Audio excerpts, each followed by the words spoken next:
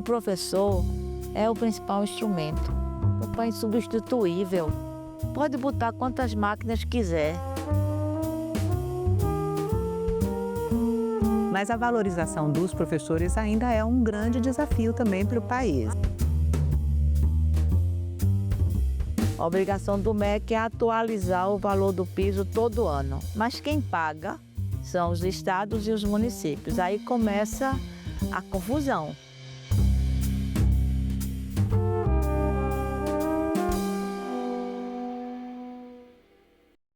Seja bem-vinda, senadora Tereza Leitão. Muito obrigada pela presença. Senadora, a senhora foi eleita e assumiu a presidência da Comissão de Educação e Cultura e vai comandar o colegiado pelos próximos 2 anos, né? Qual é o significado dessa experiência para a senhora e para a sua trajetória como educadora e política? Um prazer estar aqui de novo no programa, Renata. Obrigada pelo convite. Eu até tinha planejado, nesses meus 8 anos, algum momento, algum biênio, eu presidi essa comissão, exatamente pelo histórico e pelo simbolismo que ela tem com a minha militância, com a minha profissão, com a minha vida parlamentar. Então, chegou já nesse primeiro quadriênio, fiquei muito feliz, muito honrada com a indicação. Eu já era membro titular dessa comissão. Tive a sorte de ter um presidente muito bom, o senador Flávio Arnes, conduziu por 2 anos a comissão com muita abertura, com muita dedicação, ouvindo muito seus pares, e isso nos dá muita segurança, né? Nos deu muita segurança na presença, nas proposições, nas responsabilidades que assumimos nos 2 primeiros anos. Então, para mim, não deixa de ser um desafio, porque é uma comissão muito importante. A gente tem, inclusive, prerrogativa de aprovar projetos de lei de natureza terminativa, então temos que ter muito cuidado com aquilo que a gente aprova. Os terminativos são aprovados e ou são encaminhados à Câmara ou eles são aprovados e encaminhados à sanção, né? Ou ao plenário. Terminativo é quando se encerra a tramitação na comissão. Inclusive, são projetos de votação nominal, por isso que a gente tem que ter muita atenção com esses projetos, porque uma coisa que vai para o plenário é uma discussão ampla, pode ter uma emenda, pode não ter, enfim. Mas é uma comissão reconhecida, inclusive, pela Casa, e isso é muito bom, como uma comissão importante. A Comissão de Educação e Cultura são 2 políticas que se comunicam, né? E, para mim, pela minha vida, né, de professora, de militante da educação, já presidi por mais de uma vez essa comissão quando era deputada estadual, né? E pretendo dar consequência, dar continuidade a muito do que foi feito nesses 2 anos, como, por exemplo, lançar mão de audiências públicas. Na primeira reunião, nós aprovamos 6 requerimentos, e todos eles de realização de audiências públicas, para aprofundar temáticas, para ouvir a sociedade, para ouvir as instituições da área. E estou muito animada, né? É um desafio, é uma nova tarefa, mas eu estou animada pelo simbolismo e pela identidade que tenho como tema. Senadora, e quais vão ser as prioridades da Comissão de Educação na sua gestão? Na parte da educação, eu acho que vai surgir com muita ênfase a tramitação do Plano Nacional de Educação, que nós só podemos nos debruçar na tramitação propriamente dita depois da Câmara de Deputados. Mas já estamos nos preparando.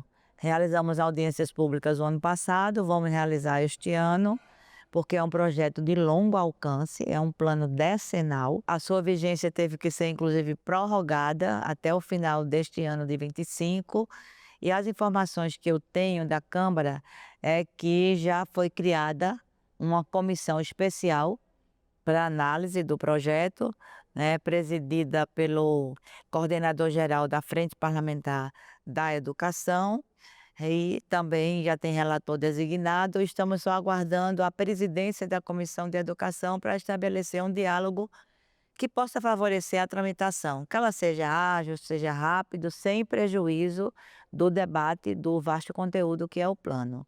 Eu queria que a senhora contasse para mim um pouquinho a história desse Plano Nacional de Educação. Esse plano, ele foi debatido, por exemplo, na Conferência Nacional de Educação do ano passado, em janeiro do ano passado. E só em julho o governo mandou para o Congresso Nacional o plano. A senhora participou um pouco desse processo. Pode contar como foi essa experiência? Eu participei porque eu represento o Senado no Fórum Nacional de Educação e o Fórum foi o coordenador da conferência. O governo também participa do fórum, né? E foi uma conferência extraordinária, porque ela teve como única temática a elaboração de sugestões para o Plano Nacional de Educação.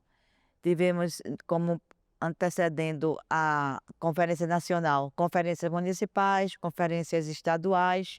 Então, foi um verdadeiro movimento, ampla mobilização em favor do plano. Eu acho que demorou um pouco, porque houve um compromisso do MEC de acolher as proposições da conferência, né? Mas transformar as contribuições da conferência em projeto de lei não é uma coisa também que se faça muito rapidamente. Demorou um pouco, o fórum também tinha uma posição a ser construída, mas chegou com essa legitimidade social. Muita coisa, ou quase tudo, de sugestão da conferência foi incorporado no projeto de lei. Então, o plano já chega, Renata, com uma carga de legitimidade social muito importante. Quase todas as propostas foram aprovadas por unanimidade. Nós tivemos Aprovadas na conferência. na conferência, nós tivemos votação talvez de 3 ou 4 proposições com uma diferença de votos incrível. Eram 8, 10 votos contrários à posição do fórum. Houve muito debate, então acho que isso é importante para um projeto de lei dessa natureza e dessa extensão. É um plano que tem validade de 10 anos, né? É um plano que vai envolver todos os entes federados, a União, os estados e os municípios. E se a gente conseguir implementar isso muito bem, com as responsabilidades constitucionais definidas, esse plano vai fomentar um outro projeto de lei que está tramitando também, que é o projeto da criação do Sistema Nacional de Educação, que nós não temos. Nós temos o regime de colaboração previsto na Constituição e na LDB, funciona, mas não funciona a contento ainda, porque também depende muito da gestão. Nós passamos, no governo passado, um período muito grande sem uma coordenação federativa na educação. A pandemia foi um exemplo disso. Os estados e municípios fizeram, com seus próprios recursos, com suas próprias iniciativas, o processo curricular, o ano letivo, né, que terminou sendo remoto, mas não houve uma coordenação geral. E como a gente agora está restabelecendo isso, o plano é um instrumento para fomentar e equilibrar bem essa relação federativa para que o direito à educação ele seja totalmente coberto e totalmente respeitado. E o Sistema Nacional de Educação é um caminho muito importante para isso. Uma Então, o pauta plano abraçada pelo senador Flávio Arnes, né? exatamente, é do senador Flávio Arnes. Então, o plano ele vai fomentar, de uma maneira ou de outra, a correlação que ele terá com esse projeto do Sistema Nacional de Educação, que é outro desafio. Senadora, o PNE 2014-2024, ele se encerrou com 4 das 20 metas cumpridas, né? Metas importantes como ampliar o acesso à educação infantil, garantir a alfabetização até o 3º ano, elas ficaram bem abaixo do esperado, né? Diante desse cenário, como é que a senhora avalia o fechamento do último Plano Nacional de Educação e quais lições ele traz para o debate sobre o novo plano? Eu acho que a primeira lição é que os governos que são 10 anos, passam 2 gestões e meia pela vigência de um plano. Então, a primeira lição que eu acho é que o plano, ele não pode ser considerado um instrumento de um governo. Ele é um plano de Estado. Ele não pode ser modificado ao bel prazer do governo que se elege, mesmo que democraticamente, do governo de plantão, que foi o que aconteceu com o plano passado. Ele foi aprovado, a presidenta era a presidenta Dilma. O primeiro ano do governo de Dilma foi impossível governar. Depois veio o impeachment, assumiu o vice-presidente, que escolheu o que é que ele ia implementar do plano e mesmo assim sem observar as estratégias do plano. Depois veio o terceiro governo, que foi o presidente Bolsonaro, que simplesmente engavetou o plano. Então não encararam o plano como um plano de Estado. E se ele é uma lei aprovada pelo Congresso, que é diverso, todas as forças políticas, em sua grande maioria, estão representadas na Câmara e no Senado. Ele é um plano democrático. Ajustes podem ser feitos, e essa é uma novidade importante desse novo plano, que são os períodos de avaliação, de monitoramento, possíveis reposicionamentos pode ser feito, mas você não pode desmontar o fio condutor de um plano, você não pode desmontar totalmente as estratégias e, sobretudo, as metas que o plano traçou para o próprio país. Mas existe algum instrumento legislativo que inviabilize esse tipo de atitude? Existe, mas não é democrático, que é criar, paralelo ao plano, novas legislações e novas determinações para não cumprir o plano e cumprir a outra. Isso ocorreu, então acho que uma grande lição é a gente considerar esse plano como um plano de Estado.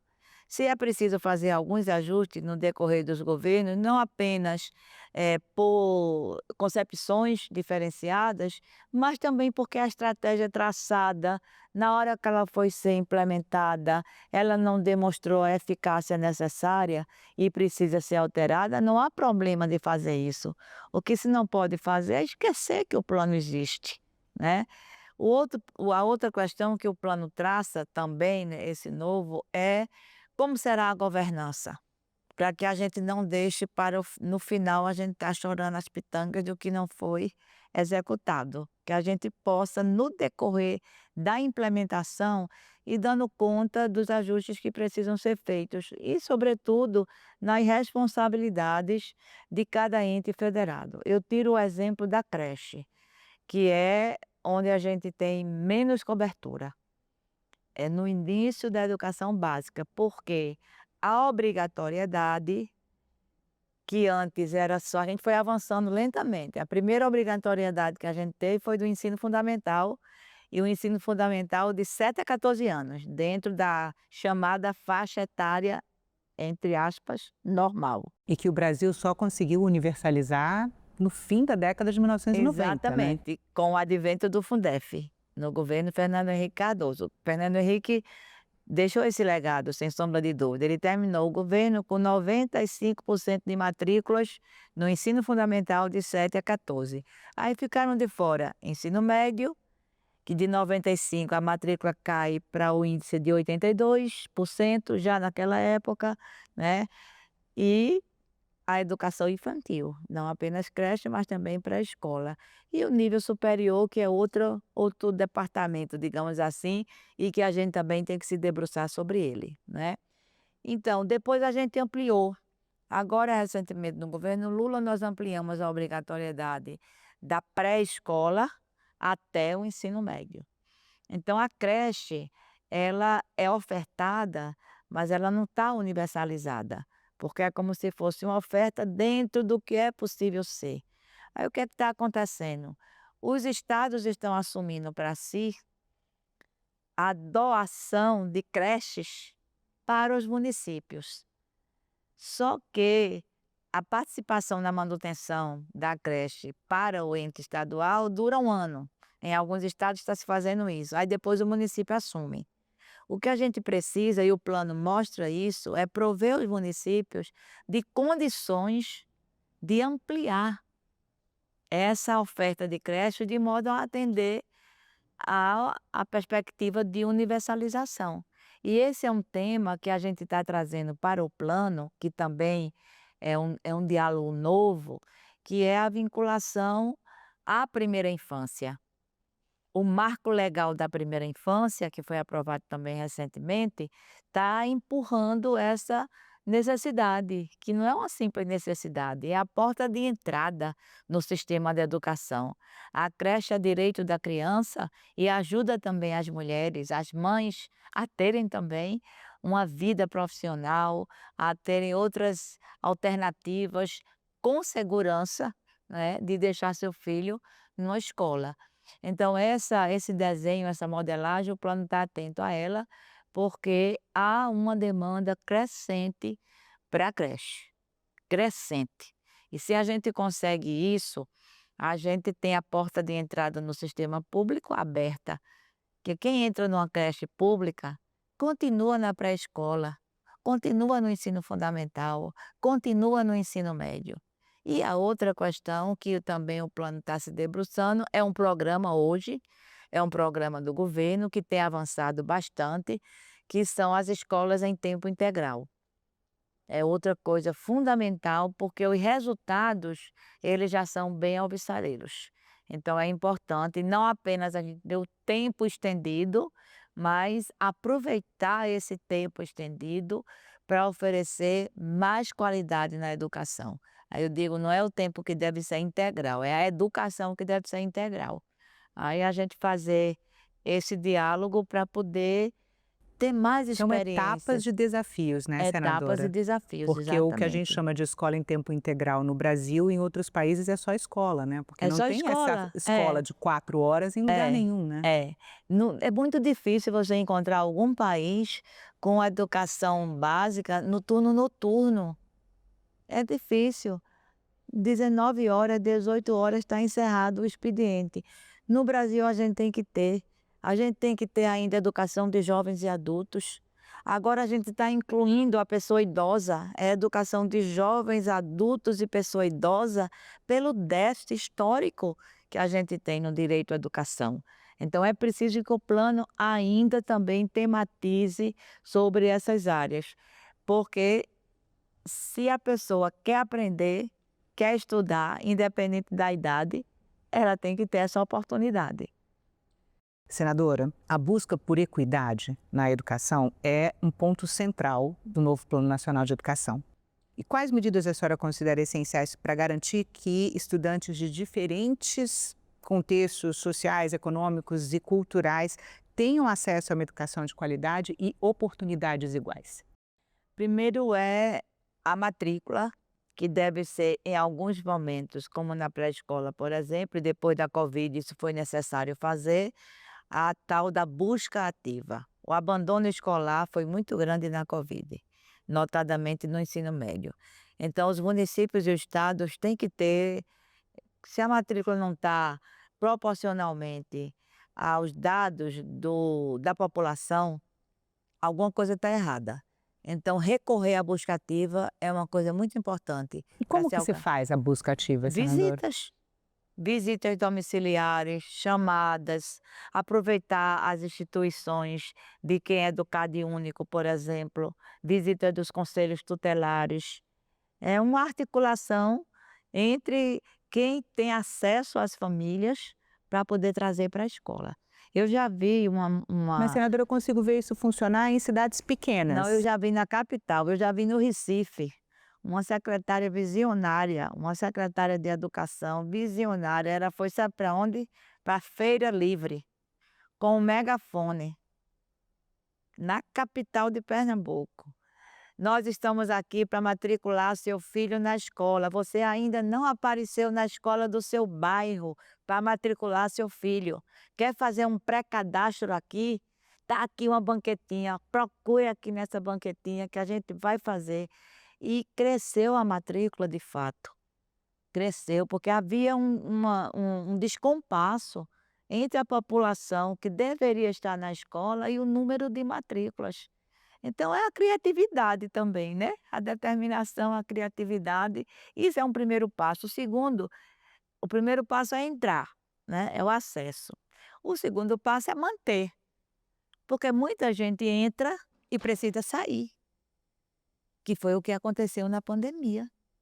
O abandono escolar foi muito grande, se você for ver onde ele foi maior, foi justamente no ensino médio, que aí as crianças já estão saindo da adolescência, já pode fazer um bico aqui, um biscate ali, ficar em casa tomando conta do irmão para a mãe arrumar uma faxina para ir vender na feira. Então, como é que se resolve isso? Com políticas de manutenção. Qual é a política? Eu acho que tem tudo para dar certo, que foi implementada agora pelo governo Lula. A política do pé de meia.